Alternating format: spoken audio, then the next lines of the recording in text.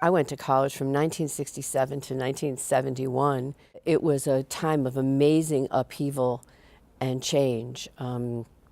Students for a Democratic Society was leading demonstrations all over campuses. The women's movement, radical feminism. The war in Vietnam was a major issue for every college student. And it was a fascinating time. It made me want to go to law school even more. It made me much more committed to the type of law I wanted to practice and the type of lawyer I wanted to be if I went into the law. So after law school, you stayed in Connecticut? I did. And what was your first legal job? My first legal job was for legal aid in New Britain, Connecticut. Why did you choose to work in legal services? The idea that I was going to have a job that was going to assist with people who were underprivileged, were impoverished, whose rights were more often trampled on, who suffered from more ills than anybody else, where you could be fighting for particular rights regarding education and housing, and was important to me. How long did you work for legal services? So I worked for legal services from 1976 until 1984. And at that point, you went into private practice? I went into private practice. And how did that come about? The Corporation Counsel of the City of New Haven was a man named Charles Album, and he called me up after we won in the Supreme Court. He was an appellate lawyer by training. He called me up and he said, "You beat me fair and square. You did a great job. If you ever want to leave legal aid, I can arrange for you to get one of the outside corporation counsel's jobs, which would pay your rent and give you health insurance. So if you're interested, let me know." I was interested. I called him back, and I began my private practice. And what was the focus of your practice when you started? The first person who came in the door to hire me was a fireman from New Haven who was going through a divorce. I had to pay the rent, took his case, and pretty soon I had a bunch of firemen, then police officers, then executives from SNET, and pretty soon I had a family law practice. Did you notice during that time when you were in private practice and doing family law that there was any difference in the legal community between working for legal services and working in private practice being a woman? My gender was most noted at that time by people on the bench. You'd get comments like, there were more than 2 women in the courtroom. "Oh, I see the ladies' auxiliary is here today." But it didn't happen very often. When did you start thinking about that you might want to be a judge? One day I was walking down the street, and one of the lawyers who had been one of my steady opponents on eviction cases, who also was active in Democratic politics, he was a state senator at the time, came up to me and said, "You know, they have this merit appointment now. Have you thought about becoming a judge?"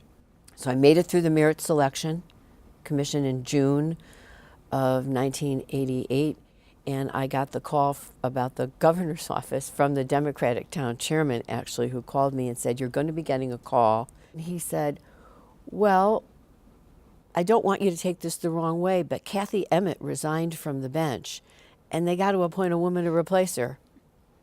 And so you're going to be it." You were a judge for 23 years. I was. And during that time, you sat in many different areas, criminal, family, civil.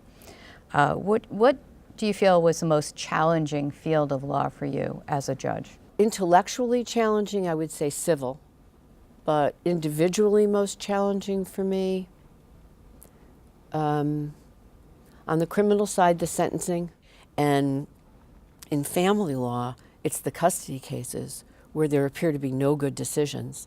And now you have a child whose life you're going to alter. Is there something during the time that you were on the bench that you found the most satisfying? What I saw my role as was trying to help people get from point A to point B efficiently and with as much dignity as possible. And I started to switch what I was doing from and trying to be more of an educator as well to the people in front of me in order to spare their children some of the pain. And I think I did that, and so that was probably one of the more satisfying things I did on the bench. What do you feel was the biggest changed or changes in the practice of law during your tenure as a judge?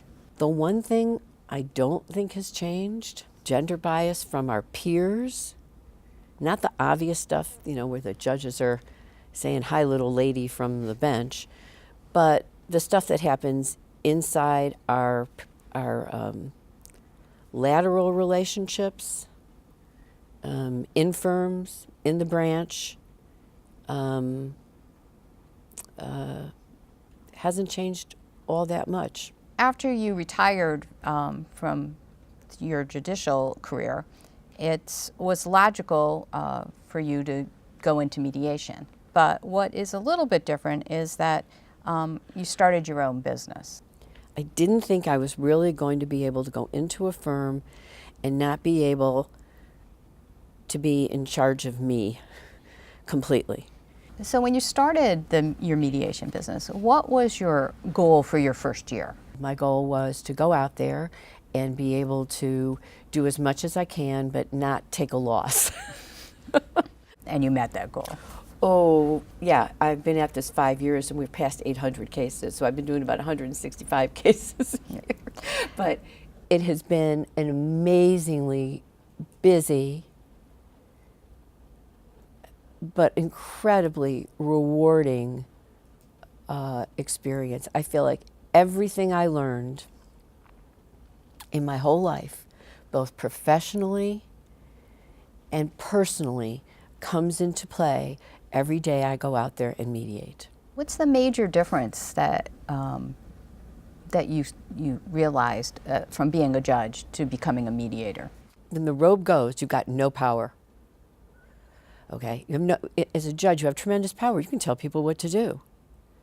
And for any number of reasons, they will do it. But the mediating part of it is completely different, because what mediations are about is sitting at a table, not 6 feet above people's head, at a table with people, and letting them talk to you and accepting them where they're at, not telling them what to do, but trying to understand them in a way where you can work with them to help them make decisions that will help them resolve their case. They have to make the decisions. So it's completely different and challenges me in a completely different way. What advice would you give a woman entering the legal profession today? They should be confident in their skills. Look for women mentors. Find men who have daughters as mentors. And be aware that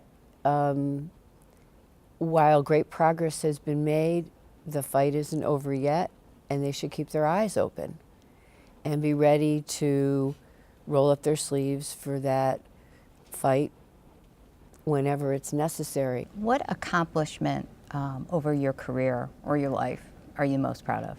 I'm grateful for every day I was a judge. It was a wonderful opportunity to be of service. And I think I wielded that power well, and I think that I did my job well, one case at a time, which was the way I hoped to do it.